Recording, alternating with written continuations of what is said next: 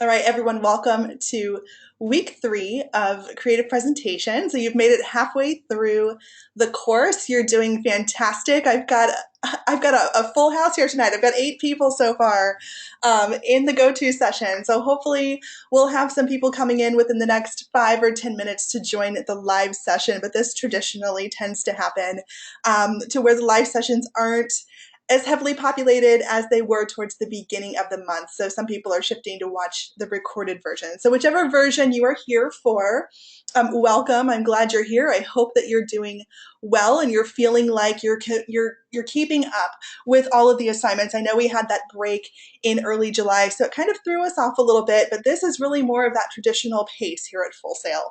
And it continues very quickly where you just, you kind of blink and you're like, how in the world am I 50% done with this class? But you guys are. A lot of you have turned in the week 2 assignments. If you have not turned those in, I need you to contact me as soon as possible so that we can discuss how we're going to work with each other and getting that assignment made up. Those presentation plans, the 2.4 assignment, is vitally important. It's worth 20% of your grade. So if you're one that maybe it slipped your mind, you're having difficulty with it, please don't hesitate to reach out to me.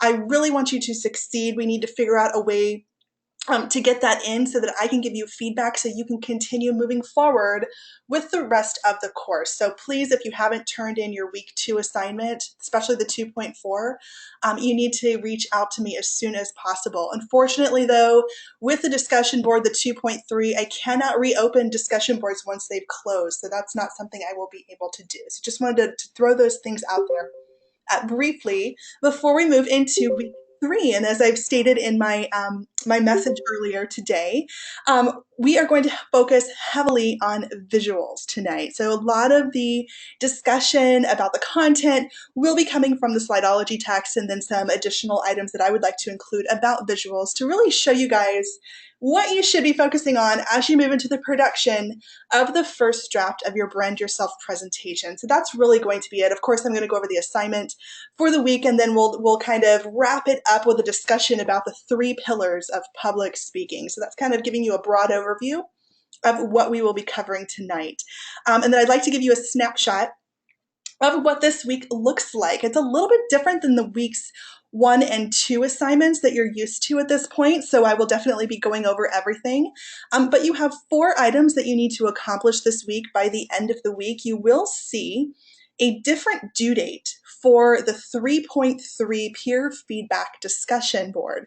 We actually leave that open until the end of the course so that you guys can continue to interact with your first drafts and your final drafts and interact with each other by giving feedback, constructive feedback for these drafts. So we do leave it open a little bit longer.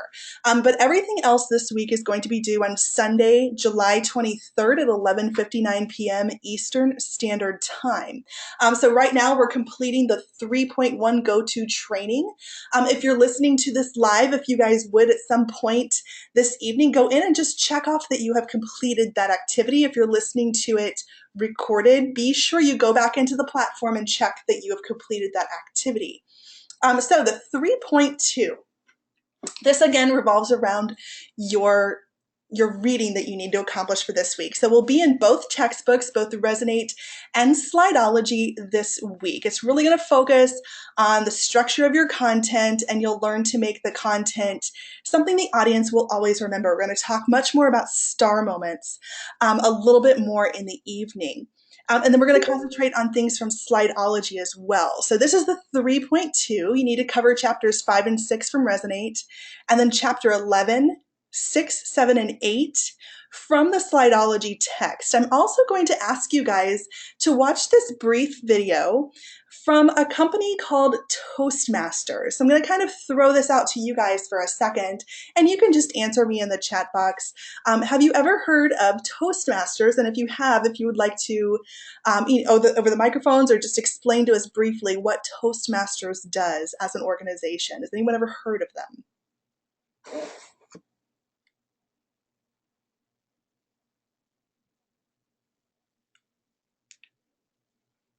Okay, I'm getting 1 no so far. Anyone ever heard of Toastmasters? Okay, so Ben, you have heard of them. Isaac, never. Okay, a couple of no's. So let me just get into a brief explanation about this organization. Their whole entire focus is to help people with public speaking. So I've participated in this. No, they don't make toast, James, but they maybe learn how to make toasts at weddings or other types of things like that, but not bread toast. You are really on fire tonight with these jokes. So, um, Toastmasters is an organization that pulls people in, and their whole sole focus is to help them improve their public speaking skills. So when I took this, it's more formal. They give you very specific assignments. It's very structured. Everyone participating has a role of some sort. There's an counter, an official greeter, a timekeeper, things like that. But it really does help to kind of push you to the next level with public speaking. I did it when I was back in the insurance industry with sales. My company actually paid for us to go to Toastmasters. So it's really quite a beneficial organization, and this video here has been put together by Toastmasters. So I just wanted to give you a brief overview of what they do, but these are the 5 basic public speaking tips. So I would like you, in addition to your reading, to watch this quick video.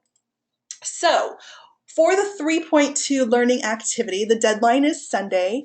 You will need to go in and just give us a brief discussion comment about the best visual elements or content that you've experienced in someone else's presentation. Okay, not your own, but someone else's. This could be one of your fellow classmates. This could come from maybe the TED Talks that you watched in week 1. I'm also going to talk about 2 videos tonight that you are more than welcome to bring as a topic into the 3.2 learning activity this evening. So talk about what was it that made them so powerful. Do they use any of the techniques discussed in this course so far? So that's what I want you to do, is just share your thoughts, maybe a couple of sentences to complete this activity once you've done the reading and watched this video here. So that's the 3.2 learning activity. All right, so the community board this week is a little bit different because you don't have to make that initial posting and then the follow-up post with your classmates. So this is going to be a little bit different, and we actually just have majority of focus this week on creating that first draft. So this is a little bit lighter of an assignment this week, but I do want you to post at least one item in here. I want you to post a recording of yourself using the tool that you are planning to use to record your audio for your presentation. So if you're planning to use QuickTime or maybe something on your cell phone, maybe it's PowerPoint or Keynote, Adobe Spark, whatever it happens to be, do a quick recording. It could be as fast as, hey guys, I plan on using Adobe Spark for my final draft presentation. Thanks. So what's going to happen after that is I want to be sure that you can upload that audio file to the platform, and I want to be sure that your audio sounds clear. So once I go in there, I'll probably say sounds great, or if it does sound a little staticky or if there's some background noise, I'll comment to you in that board. All right, so that one's actually going to be the one that I mentioned a couple of minutes ago that will stay open through the end of the course. It will stay open through July 30th because this is also where I would like you guys to start posting your first draft files, because I want you to get as much feedback as possible, not just from me, but also your peers who are going through the exact same process. So post your first drafts here. I highly encourage that, even as you're working through the process. Maybe it's version 1 and then version 2, but post it up there, and hopefully your classmates will come in and tell you what you're doing well, and maybe ways that you can improve on your presentation, and maybe some suggestions on how they could make those improvements. Okay, so give some constructive feedback to each other. So the one requirement that I am looking for is, of course, for you to post that quick audio recording telling us which tool you plan to use. And then if you would like to, you can also post your first draft to the community board as well. That's the 3.3 assignment. It's different than the other 2 weeks. It's not going to be a grading rubric and replies to that I'm looking for as a requirement, but I highly encourage you to connect with each other in here as you're posting your first drafts. Feedback is so important in this process. All right, so the big assignment of the week, of course, is going to be the 3.4 Brand Yourself presentation. This is your first draft. So as you guys recall, of course, you've turned in your presentation plans. And as I talked about, I think in week 1 and then in week 2, we are working towards your final presentation in a phase of 3. Phase number 1 was the presentation plans. Now, I am working very hard on getting my feedback and my grading to you guys. Some of you have received that today, but if you haven't received it yet, you will be receiving it more than likely by Wednesday. So keep on the lookout for that. So I want you to take that feedback from the presentation plans and use that plan to create the first draft presentation, pitching yourself to that prospective employer or potential client that you have in mind, that you mentioned in your plans, okay? You're going to project yourself as a graduate from Full Sail, from the program that you have chosen and that you're following through and you've done some research on to see those specific skills that you'll be having once you've graduated. So you're going to be pitching yourself to that particular employer or client, all right? So let me get into the assignment instructions. This is due on Sunday before midnight. And that needs to be posted up into the platform. It's 15% of your grade. All right, so this is only one page of instructions, but I'll go through these and explain them, and I will pause towards the end for questions. So if we could hold off all the questions, that would be great, guys. So again, we're moving into the second phase here. This is the first draft. This is going to be an audio visual production, okay? So you need to be sure that I can hear you verbally deliver your information, as well as include some visuals here. It needs to be in a push to play format. So what does that mean? It means that I should not have to manually click through your slides and try to figure out with your separate audio file what goes where. It needs to be one cohesive push to play file. It needs to be 3 to 4 minutes of content, okay? You delivering that content, all right? Timing wise, this will be the same for the final draft. Your final draft needs to be 3 to 4 minutes as well. I am less strict on the time for the first draft than I will be for the final draft. I know you're still kind of working with this. Maybe you're trying to add content. Maybe you're trying to break down and eliminate some of that content. But please stick to the 3 to 4 minute time window as best as possible. Okay, so what you want to do is you want to take those great presentation plans that you drew up in week number 2 and all of a sudden create a dynamic, fresh, energetic presentation pitching yourself to a future employer or a future client, okay? Some production tools that I've mentioned all along and are applicable now are going to be Keynote, PowerPoint, Prezi, Adobe Spark, I think is the one that I recommend the most. If you haven't used that one, this might be a great time to delve into that. And then Google Slides as well. I have seen students create a YouTube video appearing on that video, which is fine.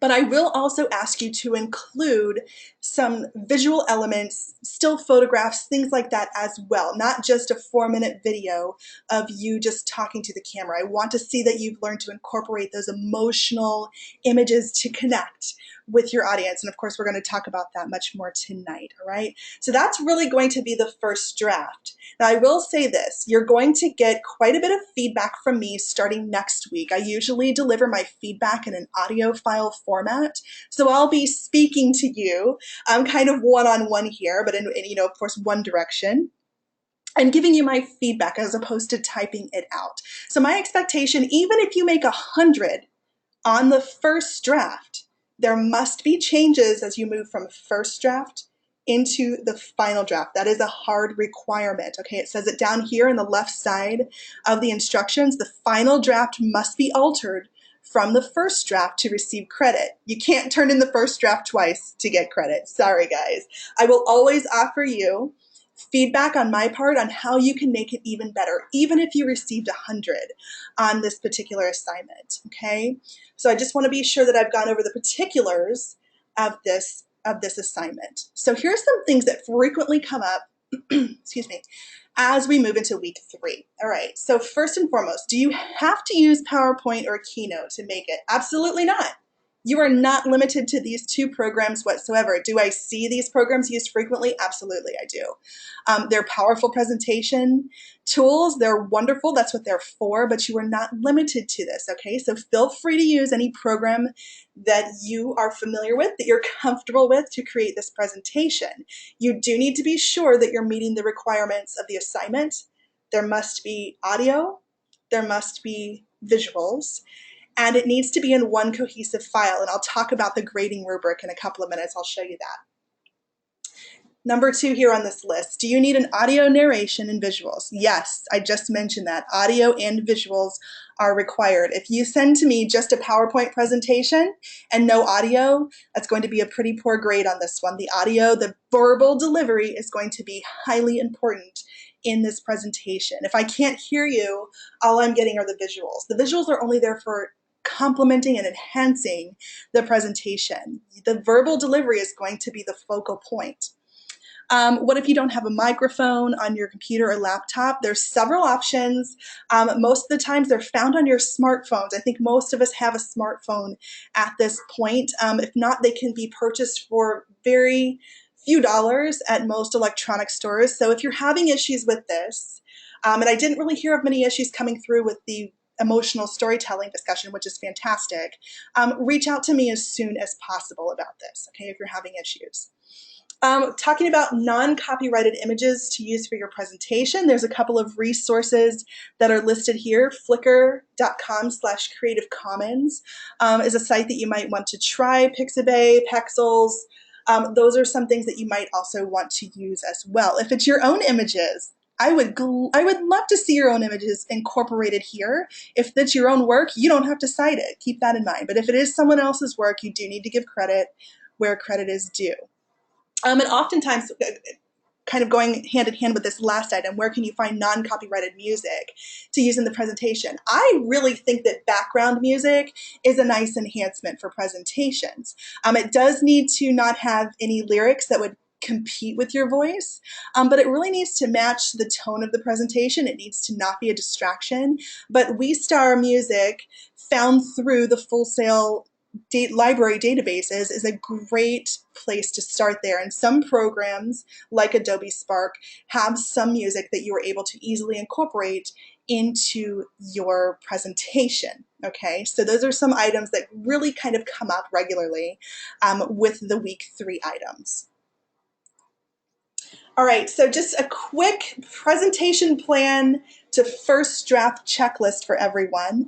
So as you're moving from phase 1 to phase 2, be sure you're completing all of these items before you turn in your first draft, okay? So first you need to be sure to target and connect with your audience. I asked you for a very specific definition of your audience, either being that employer or that potential client. You need to be sure that you have made an impactful connection early on in your video. All right, so you need to have a structured beginning, middle, and an end. An organized message is one that is easy to absorb and remember for your audience, okay? So be sure there's a clear beginning, a middle, and an end. And I'm also looking for you to kind of incorporate the golden circle that we talked about with Simon Sinek last week. Talk about your why, your story. Why are you here? Then move into how you are qualified. You're a qualified candidate for this particular position. And finally, your what. Explain what you plan to do for this audience and what you want them to do as a result of your presentation. So before starting your production, I want you to go back to that true message. The big message that you created in your presentation plans, and make sure that you are accomplishing that purpose, you're accomplishing that goal that you set out to do. Is it clear to your audience? And then finally, do you have that strong call to action towards the end of the presentation? My suggestion is you lay out for your audience exactly what you want them to do as a result of watching your presentation. And you also end with your contact information. Okay, you tell them, I want you to contact me. I want to come in for an interview and speak with you personally, and then show them how they can contact you. That will probably be your name, your email address, your phone number, and perhaps your social media contacts. All right. If you don't want to add this information, I've seen some people kind of use a a dummy account, if you will, if you don't want to put your real personal information out there. I completely understand that. But at least go to that extra step showing that you've made that attempt to give that visual to incorporate with that call to action towards the end of your presentation. Okay, so that's kind of a checklist moving from phase 1 into phase 2, which is the first draft. So after you've done that, here's what I want you to do. I want you to write out your script, and your script is going to come from that presentation flow that you've included again in the presentation plans. So the script should be stemming from the clear beginning, middle, and end, all right? It needs to be 3 to 4 minutes long. I highly suggest that you practice this numerous times before you even begin to start recording, okay? You need to get familiar with your voice and working with those items from the vocal toolbox. You want to have inflection in your voice. You want to have energy and passion. You don't want to sound flat and dull and monotone. That's not going to get your audience energized and passionate about you if you don't even sound passionate about yourself, okay? So practice recording your script and using your voice to powerfully connect with your audience. So practice it and time it. If you've run through your script 3 times and you're still at 8, 9, 10 minutes, it's really time to make some decisions on how you can cut that content. If you're recording and you're at 2 minutes, you need to start adding some content. You need to hit that 3 to 4 minute window. That's that sweet spot there. So once you've got your script, you then want to go out and find images that would enhance your story. And of course, we'll talk more about images tonight. And then you would go into the program that you plan to use, the PowerPoint, the Spark, Prezi, whatever it happens to be. This is where you'll start to work with that presentation software. Create that slideshow that goes along with your script. And then record that audio. Record that audio, the script that you've been practicing over and over again. Okay, so that's kind of the flow of how you will then start to create that first draft here. So how do you turn it into the platform? All right, so again, I've mentioned this and I'll mention it again. I want to see you upload a push to play file. I don't want to see separate files uploaded, a separate PowerPoint and a separate audio, okay? The program, PowerPoint Keynote, allow you to record directly into the program. So I expect you to be able to do that. It needs to be one cohesive file that you are submitting to me. I should not have to manually click through anything. So be sure that you've got that down. If you do not, if you need assistance, I would suggest calling FSO support for help. They are versed in programs like these, and it's probably just a couple of clicks that you need to do to make 2 files come into one. All right, so I am expecting that push to play format. If you are recording a movie, or maybe you use something, something on YouTube, or it's like the Adobe Spark, again, you're going to get a website, okay? And you can't just upload a website to the platform and show a successful submission. Instead, you need to upload that Word document with your name and the URL to your presentation, and that will show a successful assignment submission. I will then open up that Word document and follow the link to your presentation and grade it from there. Okay, so you're either uploading a file or you're uploading a Word file with the link to the presentation. All right, so that's how you get to show that the 3.4 assignment has rendered complete. And that's what you want to do, of course, before Sunday, the deadline hits. So here is the grading rubric. This is actually a new rubric that we're using this month. It used to be much more detailed. Actually, it was the exact same rubric for the first draft and the final draft, but we've decided to do this a little bit differently. So this is going to be in just 3 categories, all right? We're looking at content, visuals, and delivery, and we're looking at a range of 4 items, or 4 different areas. Exemplary, which is of course what I know all of you are aiming for. Accomplished, beginning, or no credit. So here's how the grading goes. If I give you an exemplary, it's 100 out of 100. That means you have hit all the requirements of the first draft. But I'm also going to be uploading an audio file with my feedback, okay? So if you do make 100, which I'm hoping you do on this first draft, it doesn't mean that it's perfect and no changes need to be made. It means that you've hit the requirements of the first draft, okay? So I do expect that there are going to be changes from the first draft into the final draft. I just wanted to be clear about that. The second category is accomplished. That is going to be an 85 out of 100, all right? So this means you're kind of in the middle of the road. It means that it was, the explanations were a little bit basic. The audience really isn't mentioned or appropriate for this topic. The delivery is all right, but it's, it kind of lacks some energy and enthusiasm, and the visual components, they aren't following those best practices that we'll talk about tonight. So there could definitely be improvement with that first draft. The beginning is going to be a 65 out of 100. So we're really kind of lowering down here on the grading scale, okay? So that means that a lot of the requirements of the first draft are missing. They're not cohesive. There's not a clear beginning, a middle, and an end. The visual components really don't support the main points, and the delivery is very lacking and not using the vocal toolbox. And then, of course, if you don't turn it in, which I'm hoping everyone will, of course, turn it in, for 0 points, you will get no credit for not turning it in. All right, so this is a little bit of a revision that we are rolling out here this month in July. So there is a little bit of adjustment that I could make. You'll see that adjustments area. I do have the power to do that. So it's not set in stone 185 or 65. I can maneuver it just a bit here, but this is going to be the rubric that I will use to grade the first draft, all right? So you guys have that information in front of you, and again, you'll receive my thorough feedback in an audio file next week, okay? All right, so if you're struggling with production, again, FSO support is there.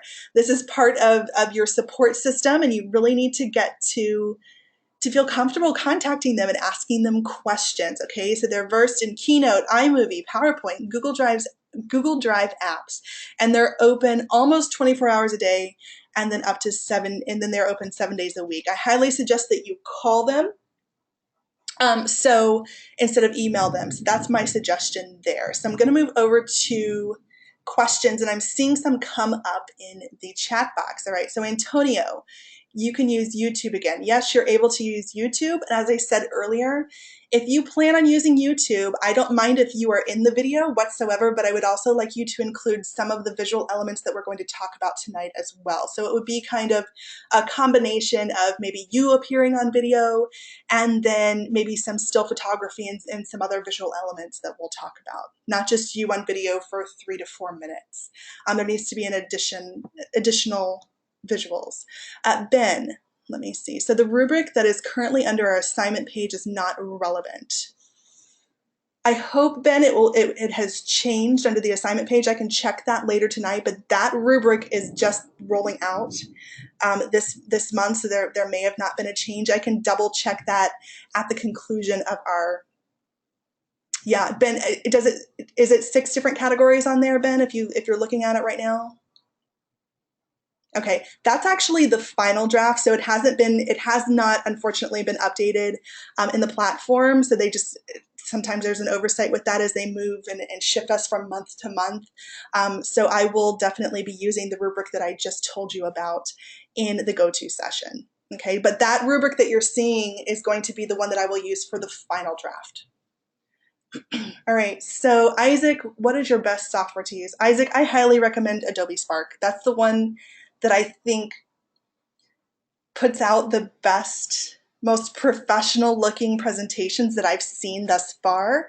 That doesn't mean that there's anything wrong with the other programs that I've mentioned here, but that's just my personal preference and recommendation. Samantha, let me see. Do you have to add text with your visuals? Or is it only an audio, visual, and voice? We'll talk a little bit more about the text with the visuals. I think that actually takes away from the visual aspect of the presentation. It's not something, if you choose to do it, there's a way to do it, and there's some items that you need to keep in mind, and of course I'm going to talk about that in a couple of minutes. But for this first draft, you need to be able to incorporate a verbal delivery and show visuals as well. Okay, and we'll talk about the text with the visuals in a couple of minutes. Okay, Joshua, can you use Adobe Premiere with your presentation? Joshua, that's fine. I am perfectly fine with that. Okay, Ben, let me go back and so I can show you that rubric. happened? Okay, Ben, there you go.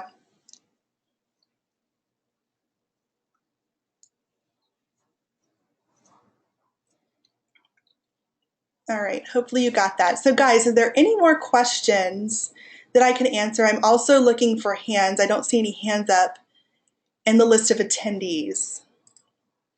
Any other questions about the 3.4 first draft before moving forward tonight?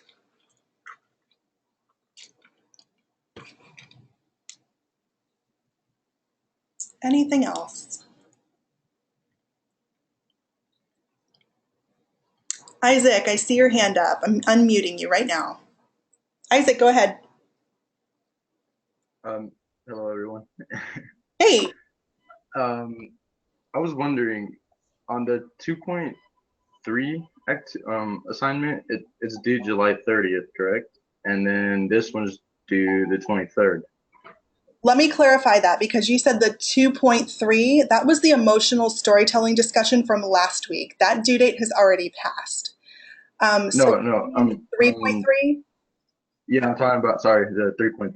The Sorry. 3.3, it's not a weighted assignment, so I'm not really, it's not going to shut down by any means. I would prefer that you post that quick audio recording before Sunday, but Okay. that discussion board is actually going to remain open until the end of the course so that you guys can interact with your own presentations in an easy and manageable fashion. So that's where I'm going to ask you guys to upload your first draft. So that's going to remain open.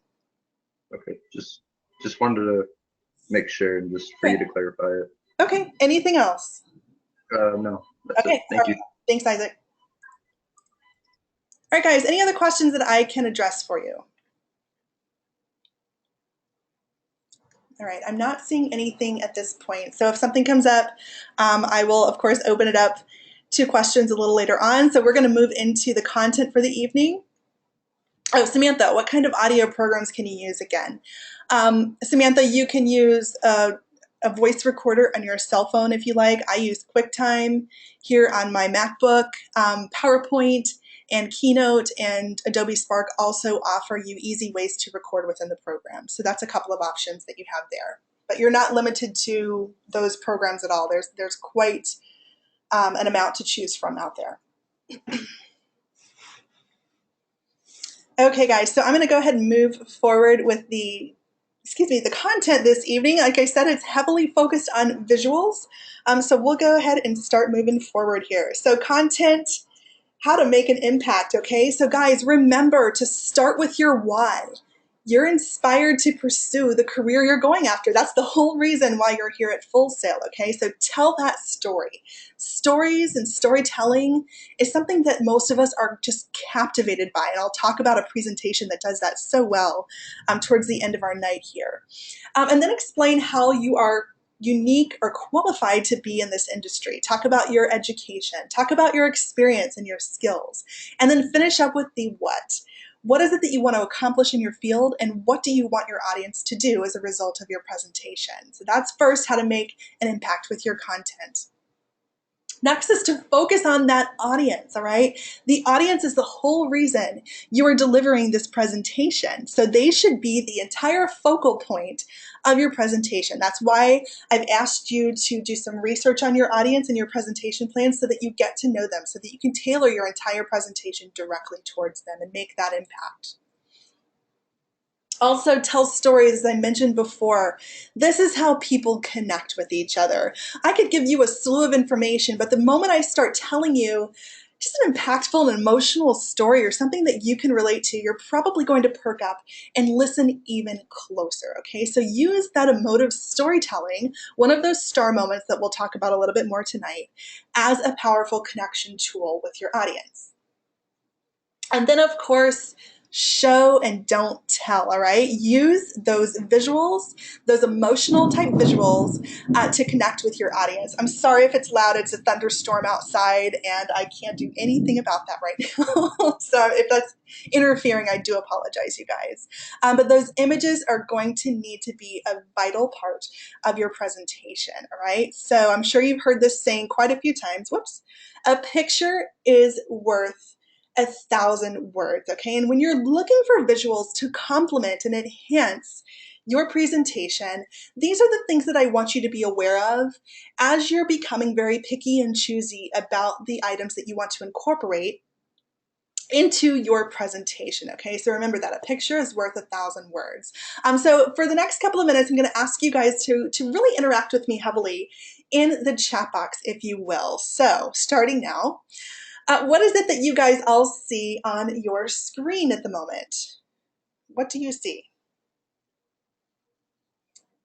Apples, wonderful, everyone, apples. So is it so we have this very specific 2.5 apples, thank you.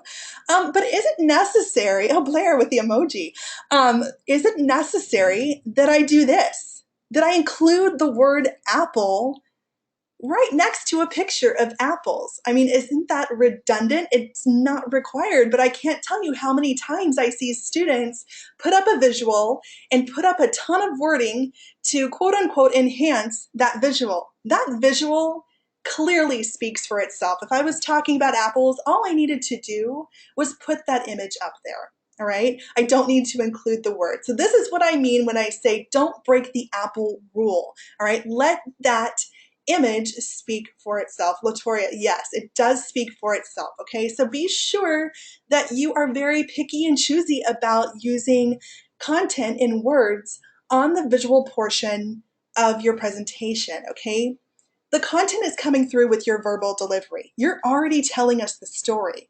Let the image enhance your story and really complement what you're saying, all right? Don't let it be redundant for your audience, okay? So don't break that apple rule, guys. All right, overcrowding, again, does not add clarity. All right, this slide, there's too much going on here.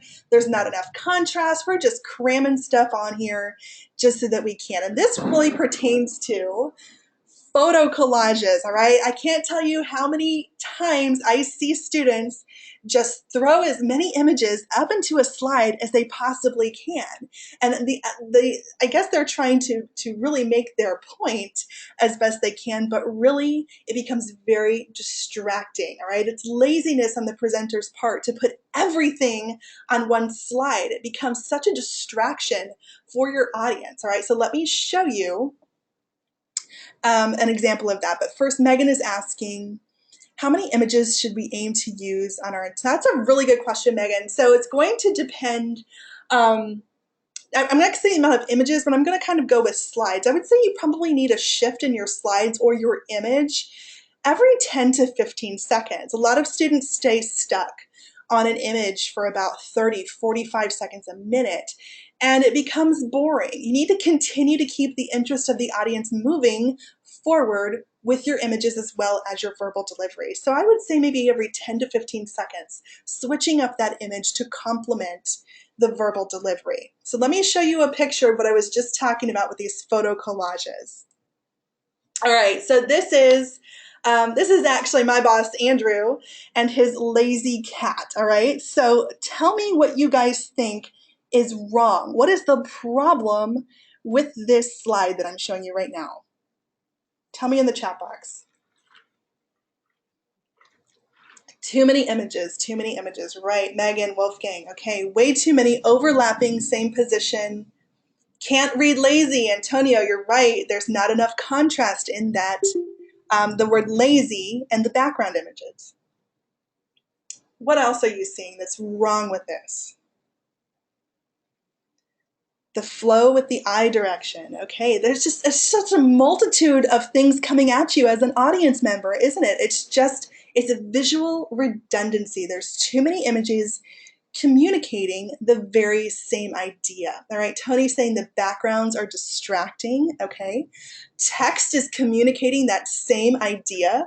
So if you say in your speech, I have a lazy cat, do you need to put the words, I have a lazy cat, on your slide? No. So your speech provides the context for your visuals, all right? Overlapping the images, it looks sloppy, it looks thrown together. It's design versus decoration, if you will. All right, so let me see if I can make it a little bit better. All right, how about now? What do you think?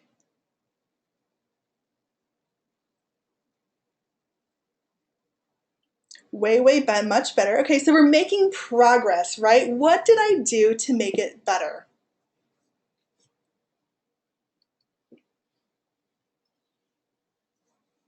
Right, I removed some of the clutter, all right? I shifted the images. I made it more symmetrical and a little bit more dynamic, the repositioning, the less pictures, but I still have that I have a lazy cat up there at the top. I can see it better now. There's clear contrast, but it's still up there. So Ben is saying better, unclustered, enough pictures to get the point across, better flow, but still not great. Ben, thank you. Kind of segue into the next slide. So I'm going to fix it again. What about now? Can we still improve this slide?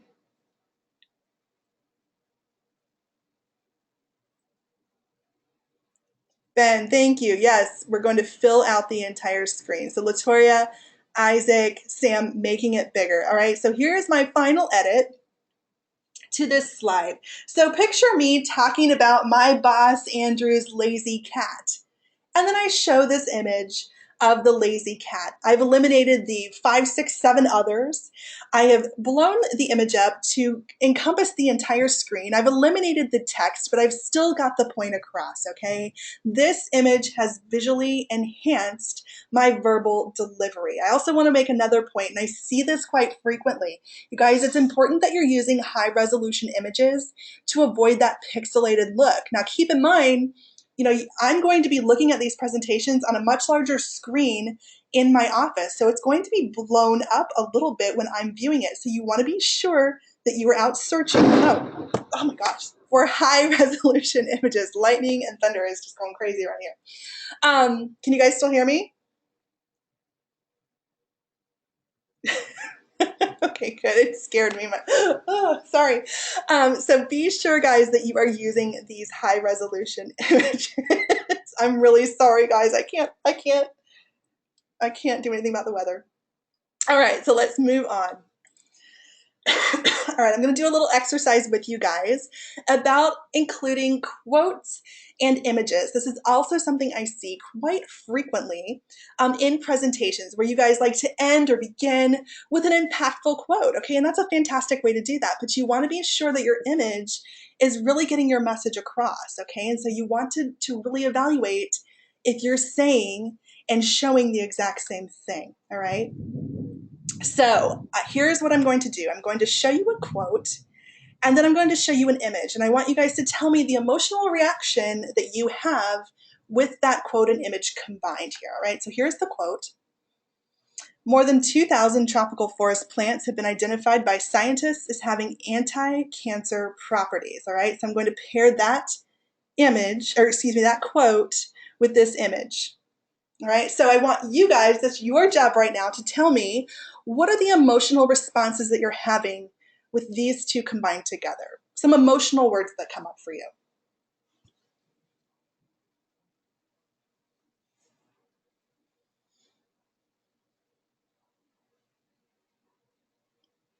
Okay, Megan's got one, savior. All right, what else? Dedication, Ben, thank you. Any other emotional words that come to mind seeing this quote and this particular image combined?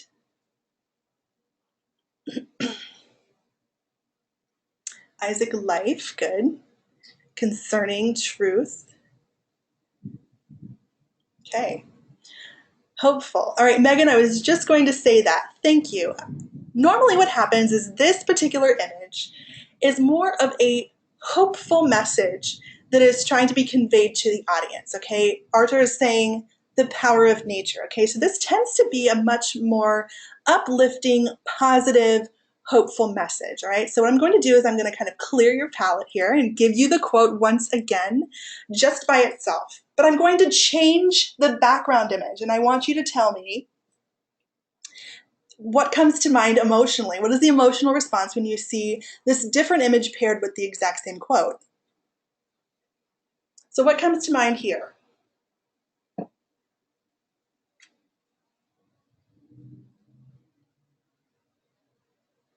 Big difference down there. Yeah. Samantha, oh no. Robert, dead, devastation. A lot of very negative words. Olivia is saying fear. Blair, outrage. Isaac is saying lust. Okay, so Ben is saying we need to protect the resources. Okay, so depending upon which path the presenter went with their message is more of either a hopeful message or more of a warning type fear approach, as Ben is saying in the chat box. That image can completely change the way that you are emotionally impacting your audience. And this is what I want you to be aware of, is that these images need to be excessively important. The ones that you're choosing need to be excessively important. You need to be picky about what you're choosing because it needs to match the theme and the vibe and the tone of your presentation just as much as it needs to match that content. Okay, so just with this really quick exercise, it shows you just how easily an image can shift the emotional dynamic that you have between the presenter and the audience, okay? That connection that you're maintaining throughout here, right? So keep those items in mind. All right, so I want to talk about color, all right, guys? So color, I'm sure that is something that you encounter every day as you're going down the road. You're bombarded with messages and logos and advertisements. Is color important in design? What do you think? Yes or no? Yes, a resounding yes from everyone in the chat box. You're right. Color is very important. And there's a whole psychology behind color. What is one color that you guys can associate with for most fast food restaurants? What color comes to mind? Red. Yes, red, because red is many times associated with hunger. All right, so red, Chick-fil-A. I have my Chick-fil-A Diet Coke gigantic cup right next to me as always, but it has this big red logo staring at me right now. McDonald's is another one, and combined with yellow. I saw yellow pop by. Domineer, yes. Coke is another one that uses a lot of red. Okay, guys, so red is used many times with food companies for a reason. So what I want to do is go through all of the different colors, and I want you to interact heavily with me in the chat box for what colors come to mind. And the reason I talk about this is because this is yet another way to connect with your audience. Get to know your audience. Find out what colors their company uses and use those heavily, within your presentation, within the visual aspect of your presentation. I had one student, Jason, 3 months ago, 2 or 3 months ago, and he was pitching himself to Best Buy. What colors do you think he used dominantly throughout his presentation for Best Buy?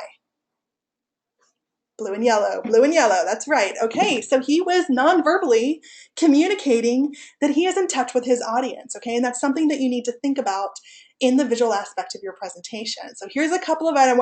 I'm going to put up the color, and you guys tell me what words come to mind when you think of that color. So first and foremost, we are going to start with red. So what comes to mind when you think of red?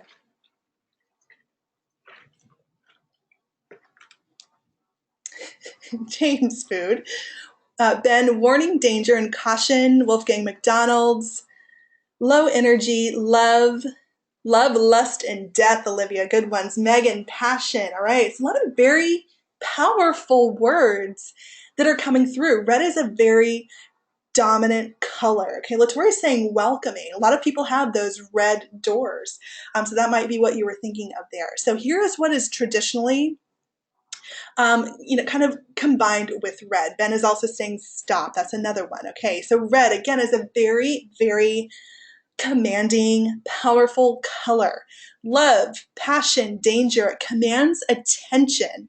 A lot of times combined with the color black as a complement there, it tends to be very, very masculine, all right? So red is dominant. I have a couple of students that have presented presentations to me, and their whole entire background color is bright red.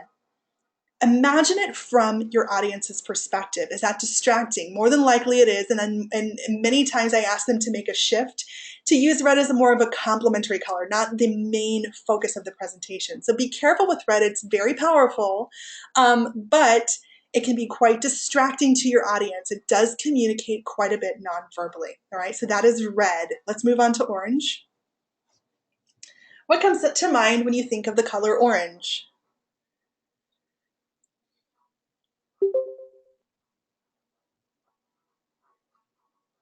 James, the sun, construction, hot, neutral, tropical, movement, soft and welcoming. Okay, guys, so those are some great items. Wolfgang is saying nature. All right, so red is, yes, Tony, happy. Yes, you hit the nail on the head with that one. It's not as intense as red. It's usually associated with warmth, but like I said, not as aggressive as red. Latoria is saying enthusiasm. So happy, energy, enthusiasm, absolutely. There's really no association with those extremes like danger or blood like we talked about with red. It's more typically associated with fun and, like I just said, energy and being healthy, vitamin C. Okay, Full Sail uses orange in their logo. All right, so those are some items commonly connected with orange. It's not as bold of a color as red, but it's still bright. It does speak volumes as well. All right, yellow. What comes to mind with yellow? Summer, joy, excitement, and sun. Any others? Caution, light, and cheery. Okay, really, James is saying police line. That's a good one. Happy, energy. Okay, so this again, like orange, is more of an upbeat, positive type of a color other than that police line that James mentioned. All right, so here's with yellow. We typically associate sun and warmth. When combined, color combinations are a whole other path that we could go down. But when combined with orange, you think of, summer fun, just kind of being out in lemonade stands in summertime and bright bathing suits or bright towels, things like that, okay, associated with thirst as well. When you combine it with the color black, it gets quite a bit of attention. There's a stark contrast here. Think of New York City. Think of the taxis that are everywhere, okay? So it just kind of really gets your attention when combined with that high contrast color of black, all right? So let's move on down the line. Next is green. What about green? Nature, nature. Hope, nature, growth, and birth, earth. Money, tranquil, peace, and nature. Okay, all right, you guys have really nailed this one as well. So green is a very different color than our reds, oranges, and yellows. It's more of a cool and calming color. So you guys hit it on a couple of those. Money, money, money, that green happening in there, okay? So normally it's associated with profit and gain and also with nature, okay? Plants and growth and health. When combined with the color blue, it even pushes health further, cleanliness, life, and nature. We have a lot of products that are, quote unquote green because they are natural, all right? So this a lot of times has to do with either money or nature, as many of you mentioned in the chat box. All right, now up next is blue. Blue. Sky, relaxing and calm. What else is blue? Cold. Latoria, nice ones. Trust, loyalty, wisdom, confidence, intelligence, truth, and positivity. Wolfgang, water and hydration. Ocean, happy, zen and peace. Water, growth, moody, Ben. Yes, sometimes when we're feeling down, we're feeling blue, okay? So I will say with blue, there is quite a range. So sometimes when we talk about blue, it's dependent upon the shade of blue that we are mentioning, all right? So if it's a dark blue, maybe a navy or just, one of the darker aspects on that spectrum, we're talking about being down or depressed or sad. But if we're talking more of a light or sky blue, or maybe like a teal blue, like the ocean color, it's light and free and refreshing and calm, like the sky, okay? So really dependent upon that shade of blue, and there is a huge spectrum with all colors, but blue in particular. Keep those things in mind as you are incorporating that color into your presentation. All right, purple. Purple. Passion, avoid, confusion. Interesting ones. What else?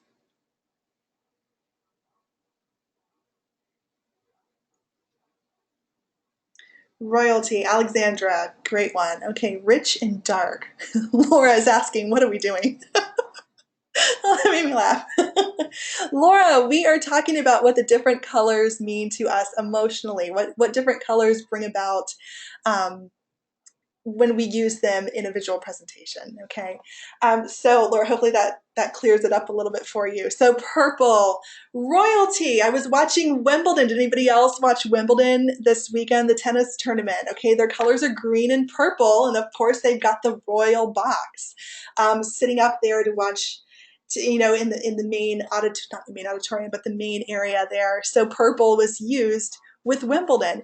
Associated with red, it really kind of relays romance and comfort, sometimes luxury and mystique. Some of you guys are saying Barney. Thank goodness I missed the Barney craze with my own children. I didn't have to go through that.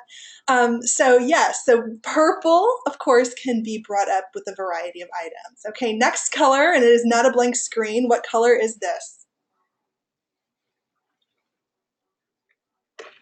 White. Yes, this is white. So what does the color white represent? Empty, clean, a dream,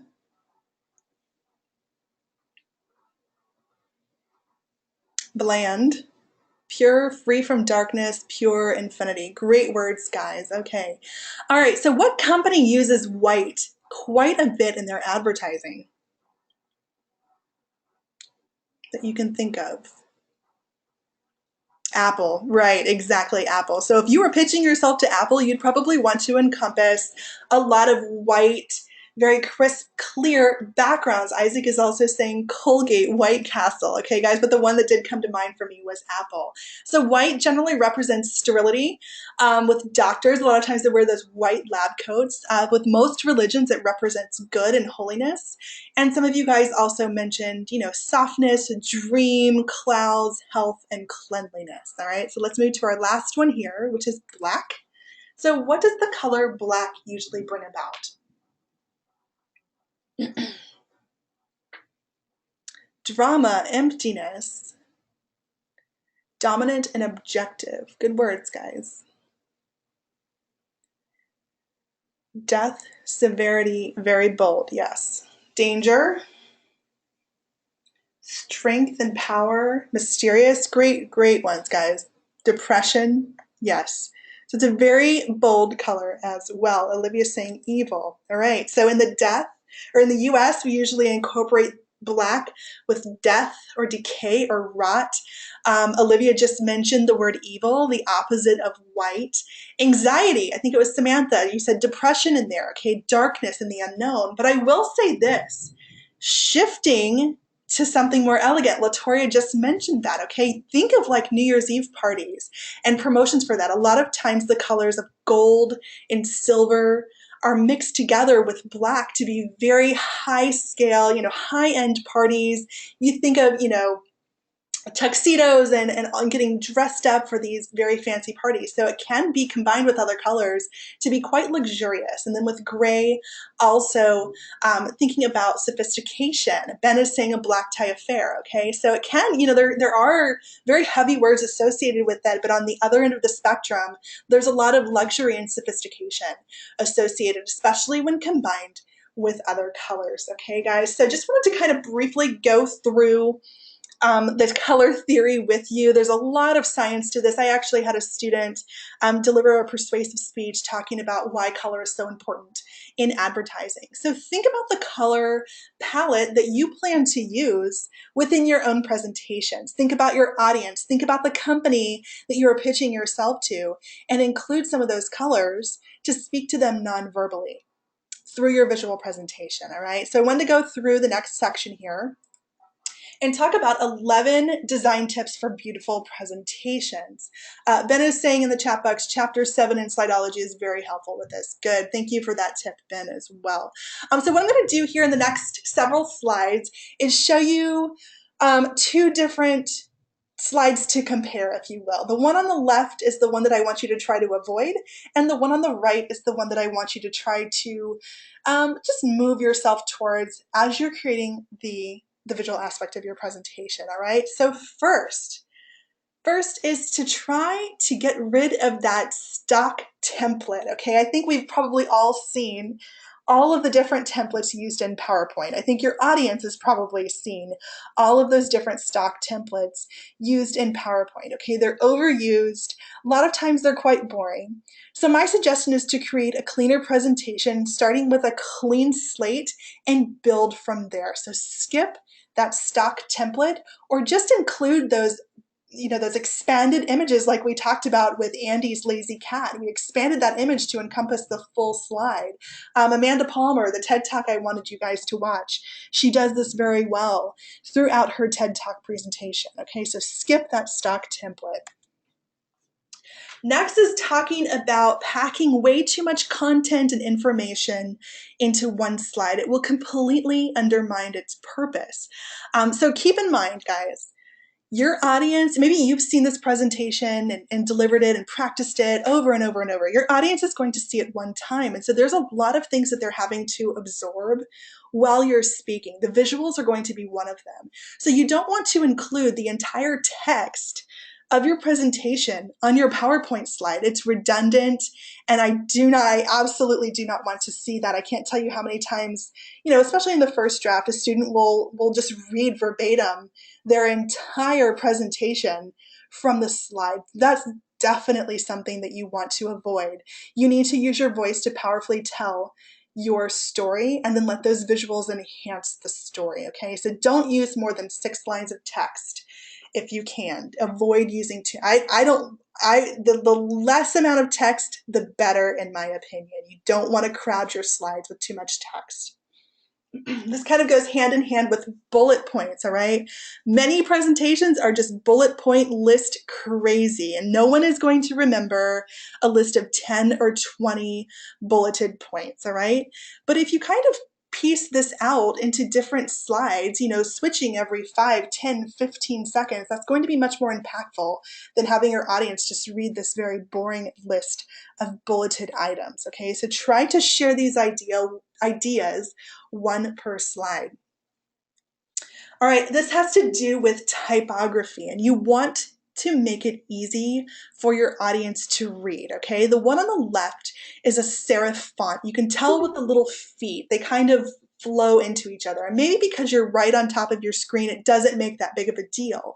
But you want to reach everyone in your audience. So you want to be sure that it's very clear, bold typefaces. So I would suggest using a sans serif font, block letters, a lot of high contrast to your slides. It's much easier for your audience to read if you do consider using text in your slides. All right, next has to do with the font size. So you want to be sure that you are using appropriately sized fonts for your presentations. Not too big, definitely not too small. What happened? Oh, my computer is doing an update. Thanks. Hold on, guys. Okay, back into it. Sorry about that. So you want to be sure that you're sizing your fonts appropriately. There's consistency with your fonts as well. You also want to be sure that the people in the very back of the room can see the text, okay, if you are using text in your slides, so it needs to be appropriate. Okay, next talks about contrast, and we talked about combining colors over the last couple of minutes, but you want to be sure that there's a high level of contrast between the background of your presentation and also with the words. If your background image features a lot of variation, a lot of different colors, you want to be sure that maybe you've put something in there to let the text pull away from that background image. I will say that I do see a lot of students use a very impactful but busy type of background image, and they put a lot of text on top of it. Many times I can't even read it. I can't even see it. So my suggestion would be to eliminate the text and let that visual stand out and speak for itself. All right, coming back to color, you want to be sure that you're using a very harmonious palette of colors and you're not just using every color in the rainbow just because you can, all right? So no need for all that complexity. Again, keep it simple. Keep it to where that you're not using more than 5 colors. I would actually say more than 3 colors is something that you would probably be the magic number there. But really pick colors if you want to do some research and Google it. What colors work well together? Which ones complement each other? Find those, or maybe incorporate, like I said, the colors of the logo into your presentation that way. All right, your content is important, but it's easy to miss the point. Instead of using, bolds or italicized items, try using a contrasting text color to draw attention as you see with the text on the right, okay? Instead of, having to do that different font size or anything like that, just use a very, standout kind of contrasting text color, but be sure not to overdo it because you're wanting to emphasize a point. But if you overemphasize, of course, the point will be lost in there. All right, this comes back to our talk earlier about about the lazy cat. Here's another sweet little cat in here. But again, you want to avoid these photo collages or photo albums, and you want to use single images instead. So just because you can throw a bunch of images up there doesn't mean you should. So limit your designs to just a single impactful image to really relay that point. You don't want all of this information coming through as the one here on the left. Not only do you have the 3 images that are laid out, but you also have that background image coming through as well. And it just doesn't correspond or correlate with each other cohesively. All right, last one is going to be if you're using statistics, all right? If you're using visuals to support your message, especially with numbers, use something that's emotionally powerful or appealing. The quote on the left, it's a huge number. 99.8% of California is experiencing severe drought, but that's really dull on its own. It doesn't make an impact. But the image to the right showing the land in that severe drought, along with the statistics standing out, almost completing that entire circle, is going to be much more impactful, especially when you're talking about numbers. Numbers, a lot of times, if you're incorporating a lot of stats, a lot of figures, they can get lost. So you want those emotional appeals to come out through your visuals here, okay? So that's kind of rounding out the discussion about visuals. I want to talk about star moments. And lastly, I want to talk about the 3 pillars of public speaking. But before I move into the next 2 sections here and wrap it up for the night, do you guys have any questions for me about the colors? Ben is saying you only wrote down 10 tips when I said there was 11. I'll have to go back and check on that, Ben. Hopefully I didn't miss one, but I could be wrong with that. So does anyone have any questions for me about the visual aspect of your presentation, what I'm looking for, what I'm expecting from your own presentations? Any questions I can answer? And Laura, thank you for the tip about the color wheel.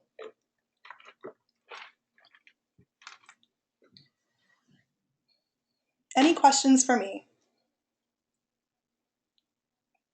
Samantha, animated backgrounds. I would say that can be a bit distracting. I've seen some good presentations, some companies out there that offer kind of those sketch animated drawings, and those can be effective sometimes. But you want to be sure not to have it to be distracting. So that would really need to be the consistent theme throughout that visual presentation if you plan to use it.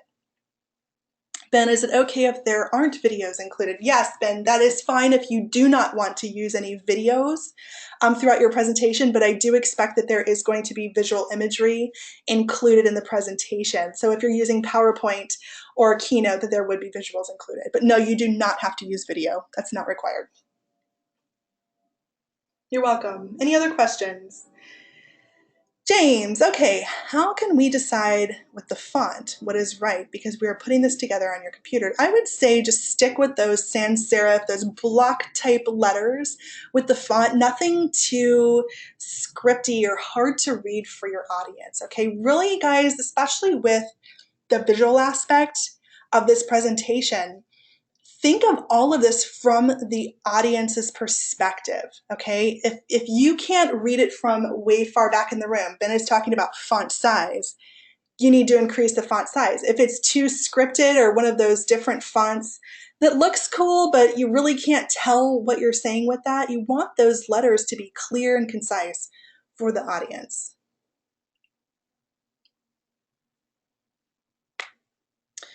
Megan, if you take screenshots on a Mac, should you use the link? Yes, that would go into your citations. Yes, Megan.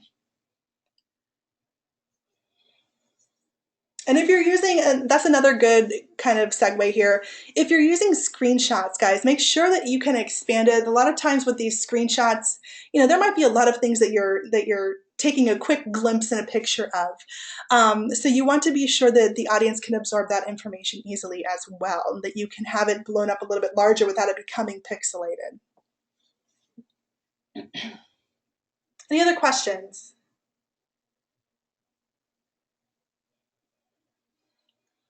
All right, guys, I'm going to move into our last two sections of the night, and then we'll have some more time for questions. So we talked about star moments last week, and I asked you to include at least one star moment that you plan to use within your presentation plans. I do encourage you to use maybe two or three as well, but at least for your plans, I wanted you to nail down one star moment.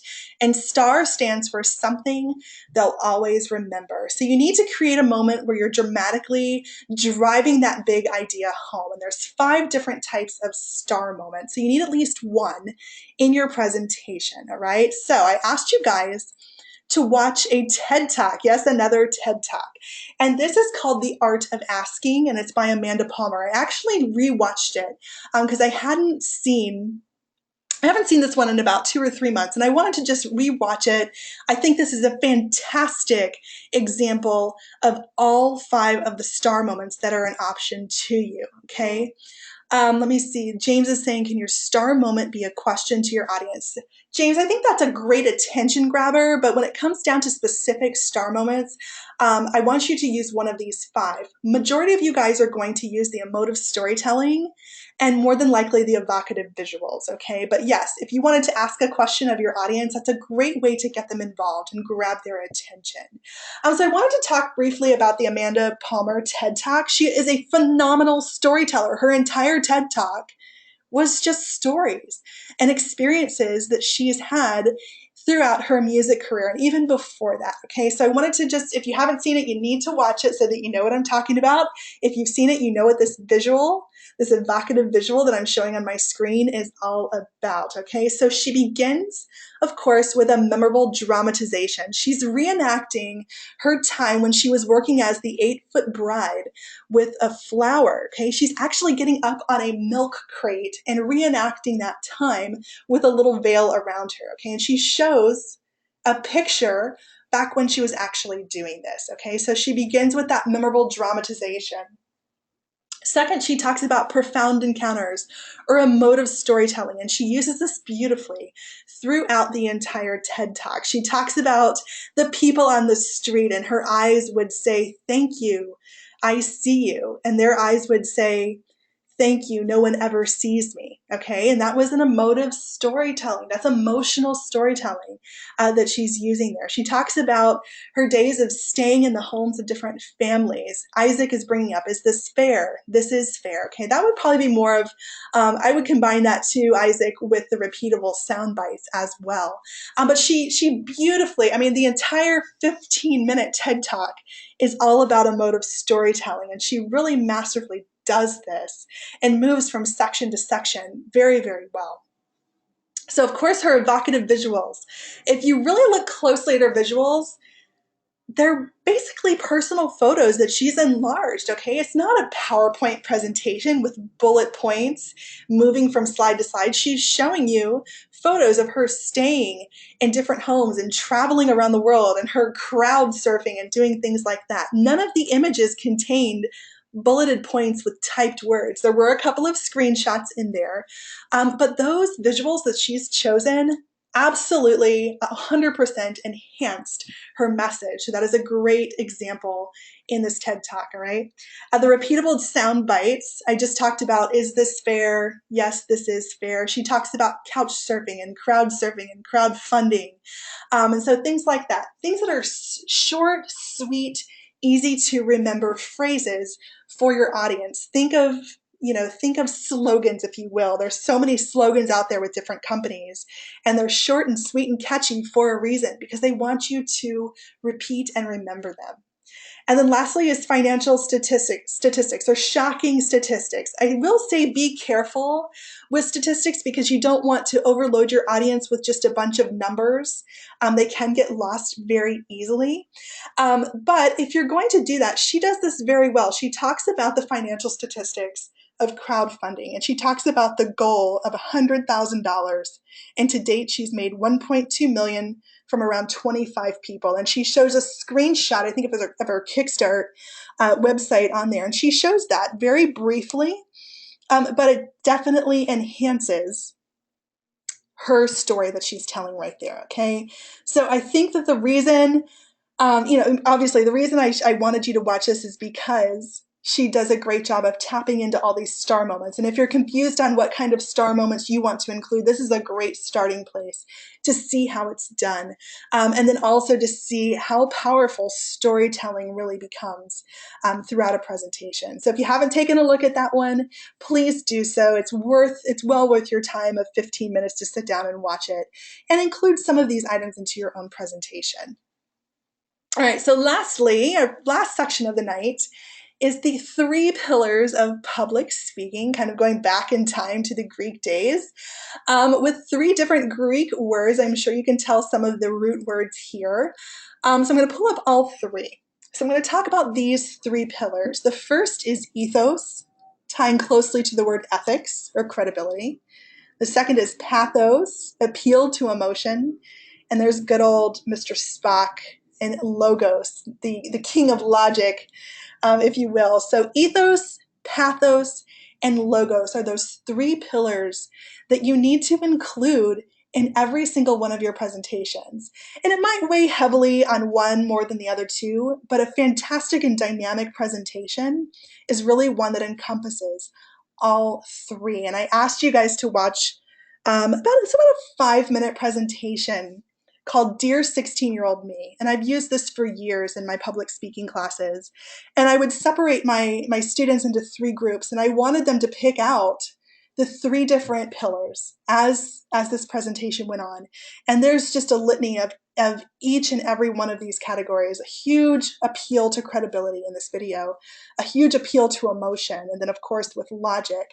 But this entire video is really to help create awareness about skin cancer. And you have to have all 3 of these in order for that to be a dynamic presentation. So let me talk a little bit more about each 3 of these pillars. So of course the first is going to be ethos or ethics. You have to be a credible and trustworthy speaker. Your audience has got to respect you. You have to command that respect from the very beginning. So how do you do that?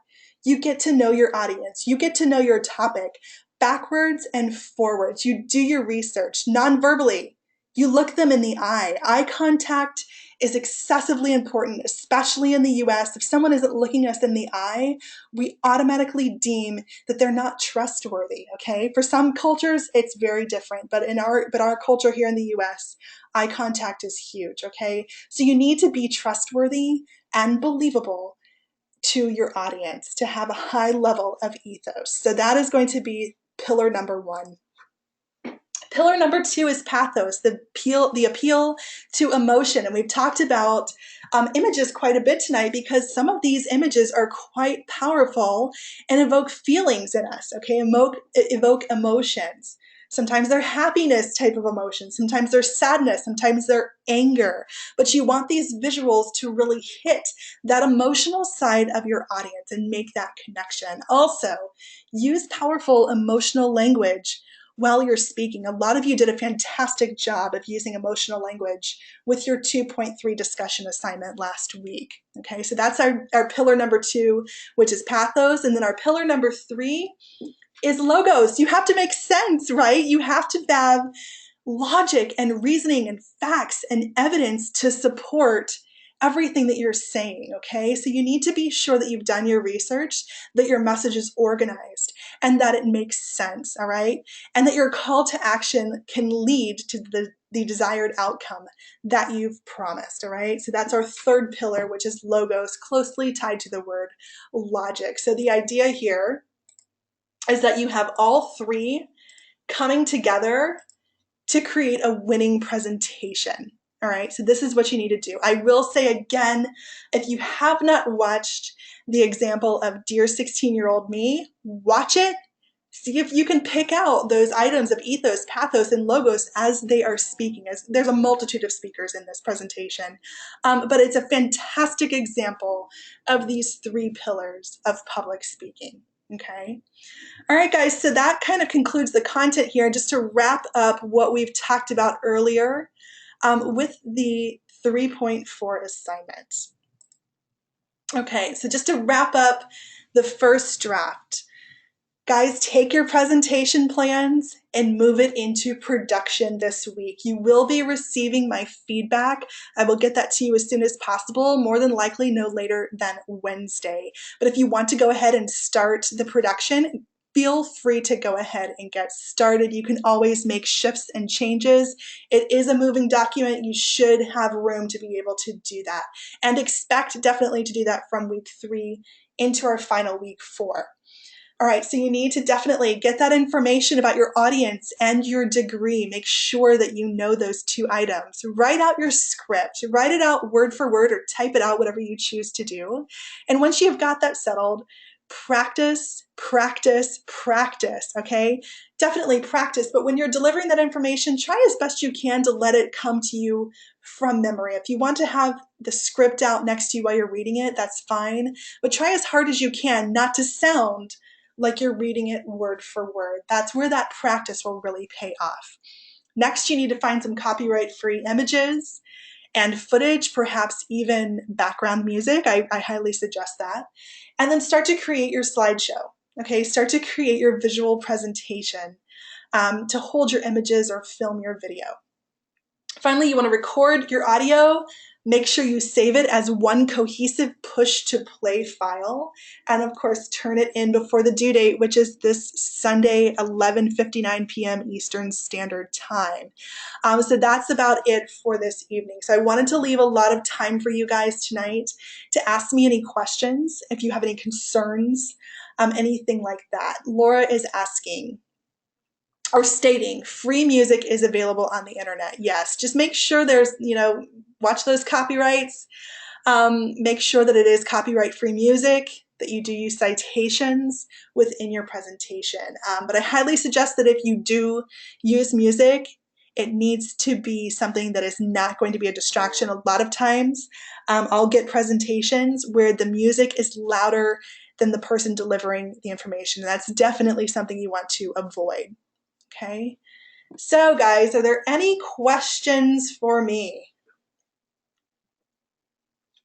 Megan, do you have to use citations for music on Adobe Spark? Megan, interesting question. I actually, at the end of the Spark presentations, they actually provide some citations in there for you, and I think they do include that with the music. So if you want to be sure, just go through the end of the presentation and make sure that it shows the sources at the very end. I think they do that for you with not only their images, but the music as well. And if you upload your own images or someone else's images, you do need to include a citation page in addition to the one with Spark.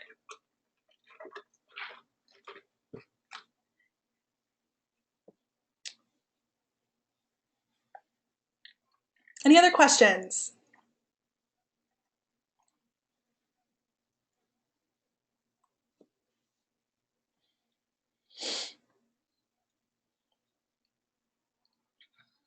Samantha, yes, you can use Windows Movie Maker. You just need to be sure, that it can be combined into one cohesive audio and visual file, uploaded and submitted. You guys are not limited to these, couple of programs that I've mentioned here tonight. So if you've got something that you are particularly fond of, or you want to go and try out, feel free to do that. You just need to be sure that you're meeting the assignment minimums. Laura's asking, how do you get to Spark? Laura, just go to Google and type in Adobe Spark, and it will take you there. It's a free program for you to use.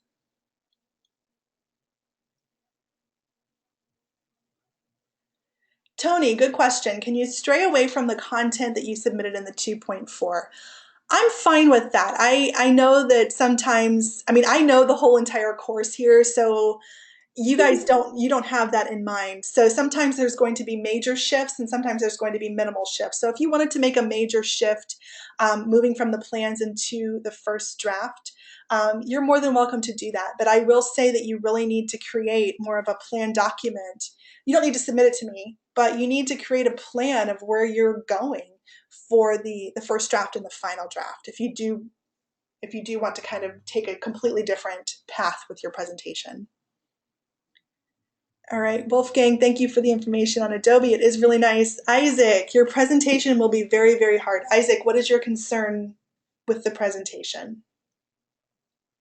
More specifically, why do you think it will be very, very hard?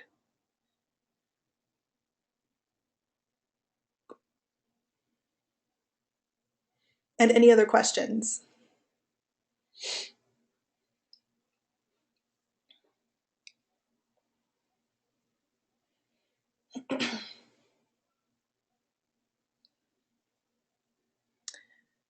Todoro, our time may be different. Everything that I state is on Eastern Standard Time. So like for instance, our go-to session is from 6 to 8 p.m. Eastern Standard Time. So if you're Central, Mountain, or Pacific, yes, it will be different. Right now it's 7:26 my time, Eastern Time.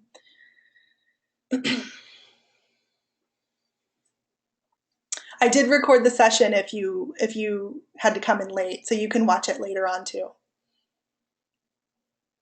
Any other questions, guys? Anything that you're concerned about? And to kind of go back to Isaac, again, I put that checklist in there. Take this in manageable chunks. I know that this is a lot. Hopefully, this is really, the main focus of the week, and you've got the whole week to get it up in there. And created, and then of course into the community board where you can start sharing and getting some great feedback from your classmates. But take it into manageable chunks. Don't just open your PowerPoint and expect to create it. You need to go through that process before you even open that program. Okay, Ben, you're saying you've never had to combine audio and visual like this, so it will definitely be a challenge. It's exciting though. Oh, you're welcome, Ben. I think Adobe Spark really makes it very easy. I'm going to go ahead and share this with you guys this week. I made my own presentation. As I was just starting out here at Full Sail, they asked me to do that. So I'm going to share my own presentation with you guys, and I created my own in Adobe Spark. So you'll get a glimpse of what I've created.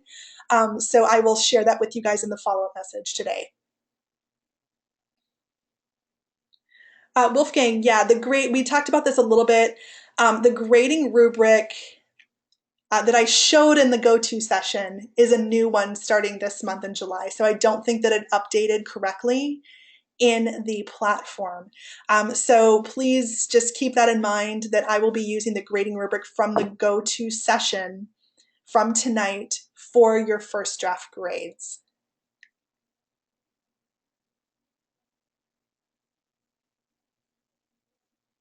Isaac, okay, great. Yeah, go ahead and watch it again. Sometimes it takes maybe 2 or 3 times just to absorb everything.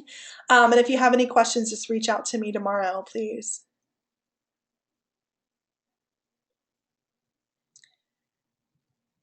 Anything else that I can address for you guys?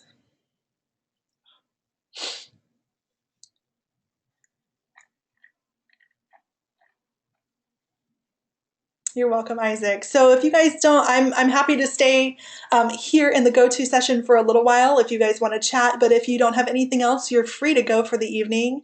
And I am definitely looking forward to these first drafts. Again, you will have my feedback coming to you as quickly as possible for the presentation plans. I know you guys are eager to get that to start production here. So if anything comes up, email me. Call me on my Google Voice number, text me on the Google Voice number. I'm here for you guys, and I'll be sending out that follow-up message this evening. Antonia, what if your presentation is for an artist or a client instead of a company? Yes, I've addressed that, Antonia. You can either go down the path of presenting or pitching yourself to an employer or a potential client. Either way, you still need to know who that audience is, and you need to really tailor your presentation towards that particular audience. Okay, so you can do either or of those paths. It will work. Yes, definitely. So if you guys are signing off, have a wonderful night. Sorry about the thunderstorm. It's Florida. This is what it does here in the summer. I apologize about that.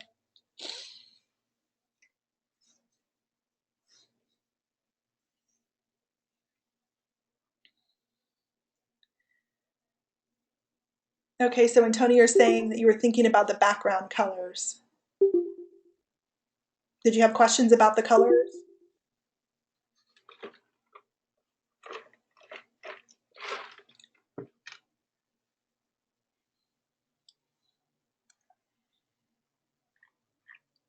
Um, I would just say, if you don't have something specific, like something like a company like Best Buy or anything like that to really kind of have a jumping off point for your colors, just use a good color palette, a good color combination, the color wheel, complementary colors. I would say, as we talked about colors this evening, which are the ones that would really speak to your artist? Is this someone that's very positive, upbeat? You might want to use some oranges as a complementary color. Yellows. This is someone more, I'm not going to say maybe just more, just a completely opposite of that.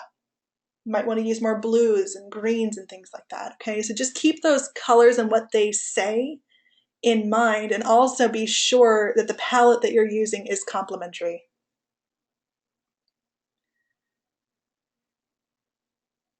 Isaac, yes, you can absolutely use, especially the story of why it is that you're passionate about your path from the 2.3 assignment. You can absolutely incorporate and use that here in the first draft. I'm fine with that.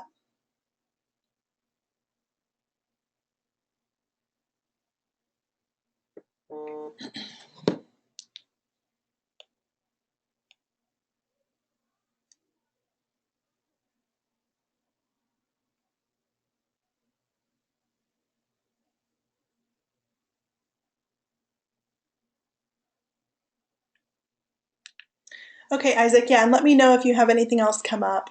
So, any other questions?